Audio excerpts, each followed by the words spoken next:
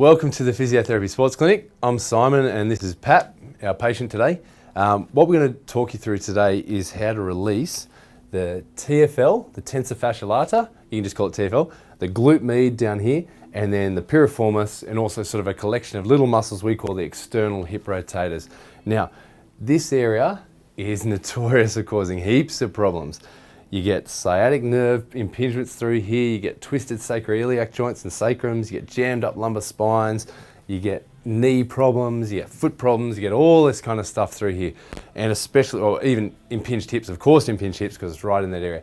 So it's a really fantastic area to release. Now what we're going to start off with is a trigger point ball. Now you can basically use anything you want through here. We have foam rollers, trigger point balls, you can use a towel, you can use your knuckles, but it often helps just getting something reasonably firm and hard.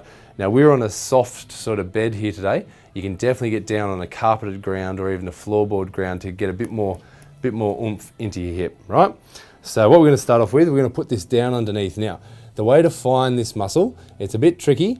It's the bone, you'll feel your pelvic bone, the ridge of bone that comes through your side, just near your abs, and then between the bony bit on the outside of your hip. And there's a muscle that kind of sits just on the front of that. Now, I don't know if you can see it through the camera there, but young Paps is bulging out, which we were laughing about before. Not everyone has a bulging TFL muscle, but Pap does.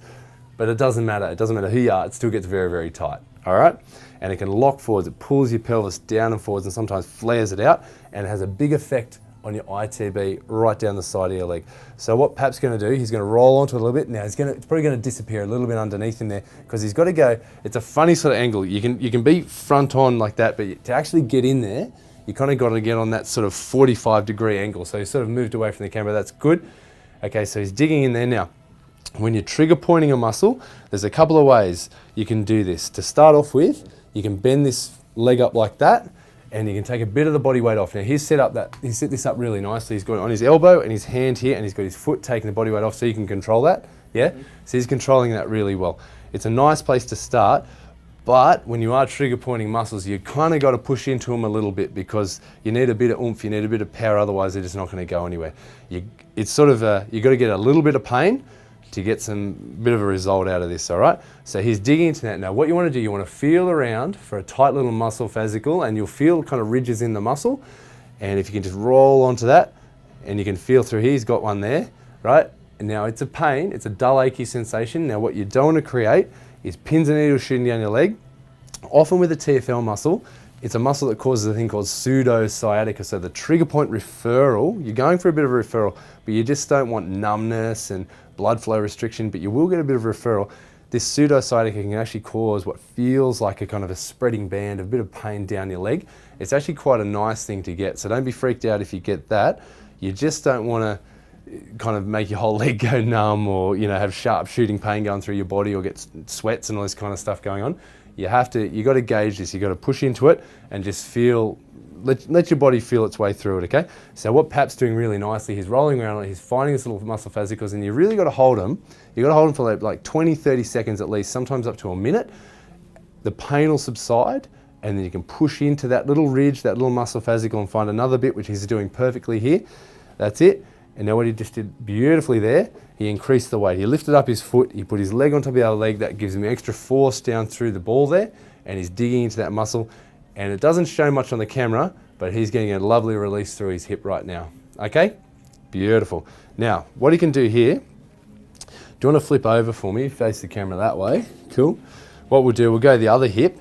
So, on this one, he's getting into his TFL there. Now what you want to do, you find the bone of the hip. It's like a seashell, this muscle going up here, starts like a little bottom of the shell there, and it expands up onto his hip there. That's your glute med. So now, he was more on the front there. Now we're going to go more into the direct side and a little bit on the back. So he can come down onto that one there. You okay? Mm-hmm. Now these muscles can be real killers. He's coping with this pretty well. He's pretty used to self-release and he's good at this. He's used to manual therapy.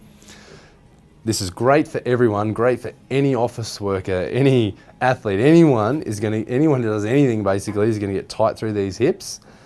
So it's a great release to do. Now Pap's doing a great job there, just finding those muscle fascicles, using a nice tight trigger ball to roll around there, find the points. So what he'll do here, He'll sit through there, he'll find a point somewhere up there, maybe a bit higher up the top, you got that there? Just find one there, and he can hold that now. When you're trigger pointing, it's a nice idea to sit on it and hold nice and deeply, and he's pretty comfortable in any position here. He can use his own body weight.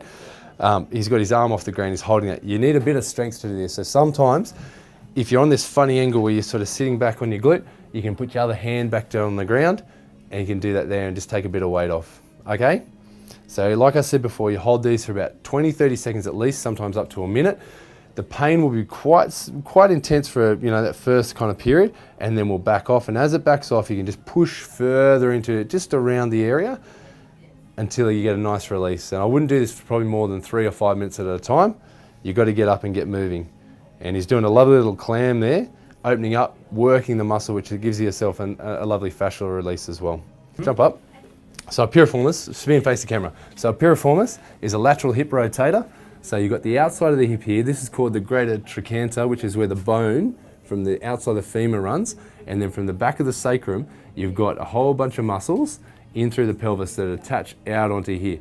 Now these are significant because they pull the hip out into external rotation, but obviously have a big effect on the whole spine, and the sciatic nerve is running straight through here. So a lot of people have problems with these muscles that are out of whack on either side of their pelvis, and it can contribute to all kinds of hip pain, back pain, knee pain, all this kind of stuff we were talking about before.